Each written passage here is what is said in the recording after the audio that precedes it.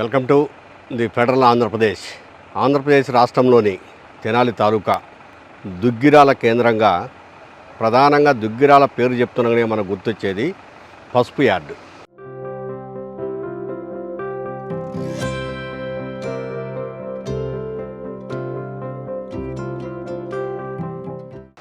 అయితే ఆ పసుపు యార్డును ఆనుకొని ఉన్నటువంటి సెంట్రల్ వేర్ హౌసింగ్ కార్పొరేషన్ కేంద్ర ప్రభుత్వానికి సంబంధించినటువంటి సంస్థ.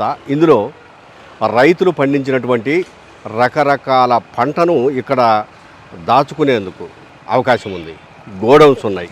ఏ పంటనైనా ఇక్కడ ప్రభుత్వం వాళ్ళు రైతులు నిల్వ ఉంచుకోవడానికి ప్రభుత్వం వాళ్ళు గోడౌన్లు ఏర్పాటు చేశారు. ఈ గోడౌన్లలో ప్రధానంగా ఇప్పుడు పసుపు, మొక్కజొన్న, జొన్న, పెసర ఈ రకాలను ఇక్కడ నిల్వ ఉంచుకోవడానికి అవకాశం ఉంది. ముందు ఆ పంట ఇక్కడికి రాగానే టెస్టింగ్ చేస్తారు. అందులో మాయిశ్చర్ ఎంత ఉందో చూస్తారు. అంటే తేమ శాతాన్ని చూసి అక్కడ నిల్వబెట్టుకోవడానికి అవకాశం ఇస్తారు. తేమ శాతము కొంతమేరకే, అంటే ఒక 12% వరకు ఉండొచ్చు అని చెప్పేసి ప్రభుత్వం గతం నుంచి చెప్తోంది.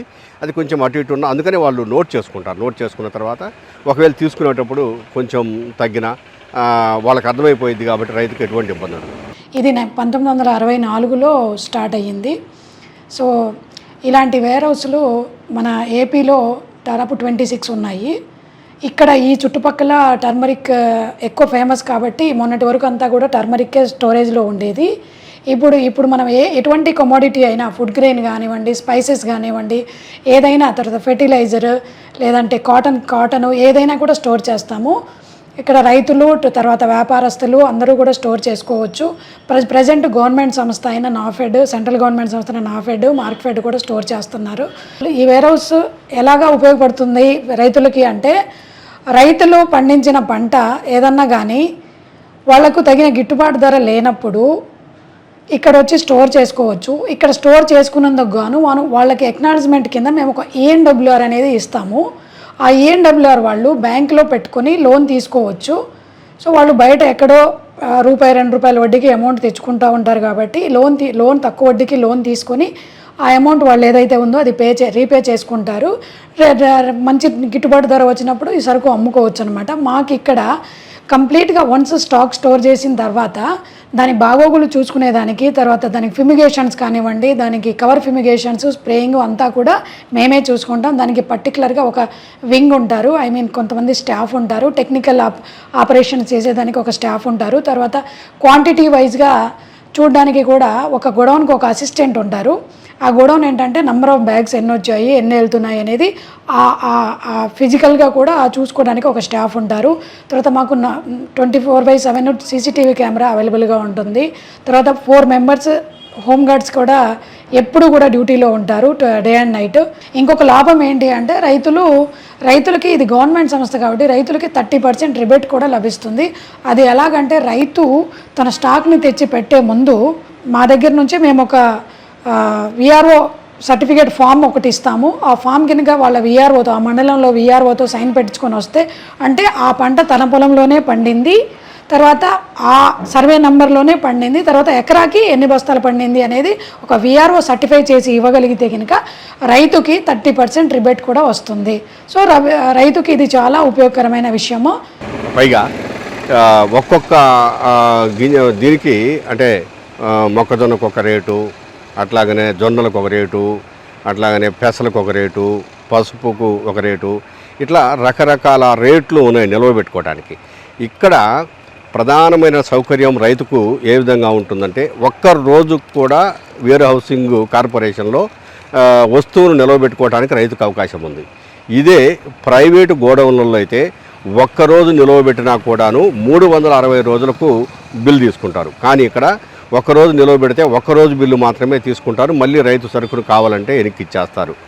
లేదు, ఒక 1 మంత్ పెట్టుకున్నాడు, 1 మంత్కు సంబంధించి ఇప్పుడు మొక్కజొన్న ఉంది, ఒక ₹12 నెలకు ఒక బ్యాగ్కు ఖర్చు అవుతుంది. దీనికి అంటే రెంట్ అవుతుంది. ఆ రెంట్ తీసుకుంటారు, బ్యాగ్ను వెనక్కి ఇచ్చేస్తారు. మనకు ఎన్ని డేస్ ఉంటే అన్ని డేస్కి మాత్రమే రెంటల్ ఛార్జెస్ పడతాయి. సో అన్ని డేస్కి మాత్రమే తీసుకుంటాం మేము రెంట్. ఈ జొన్నలు మొక్కజొన్నలకి 12 రూపీస్ 23 పైసా పర్ బ్యాగ్ పర్ మంత్ పడుతుంది 60 kg బ్యాగ్కి. తర్వాత టర్మరిక్ వచ్చేసి పసుపు బస్తాలకి 13 రూపీస్ 72 పైసా పడుతుంది, ప్లస్ ఇన్సూరెన్స్ ఉంటుంది. సో మొత్తం మీద ఒక 15 రూపీస్ వరకు పడుతుంది.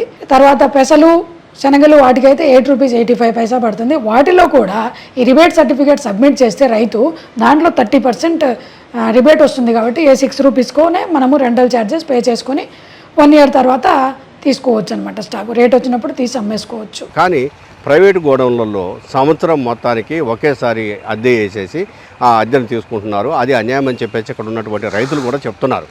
రైతులకి ఏ రోజు 100% ఉపయోగపడుతుంది. కానీ పెట్టిన బత్తాలని బ్యాంకులో లోన్ తీసుకొని దేనికైనా మన వ్యవసాయానికి కానీ మన ఇంట్లో ఏ శుభకార్యాలకైనా కానీ వాడుకోవడానికి బాగా ఈజీగా ఉంటుంది. ఇంట్రెస్ట్ తక్కువ బ్యాంకులో తీసుకోవడం వల్ల. ప్రైవేట్ వాళ్ళలో పెట్టుకుంటే మన సెక్యూరిటీ ఉండదు. కోల్డ్ స్టోరేజ్లో పెట్టినా కూడా సెక్యూరిటీ లేదు. ఇక్కడ దుగ్గిరాల్లో అద్దె ఎక్కువ అక్కడ, కానీ మనకు హామీ లేదు. అద్దె కూడా తక్కువ, ముఠావల కూలి తక్కువ, అన్నిటికీ ఉపయోగపడుతుంది. నేను పసుపు ఒకటే పెట్టాను. సంవత్సరం మొత్తం కడితేనే మనకు బత్తాలు ఇస్తారు. ఇక్కడ పెడితేనేమన్నా ఎన్ని రోజులు అయితే అన్ని రోజులు, అదే వారాలు అయితే వారాలు.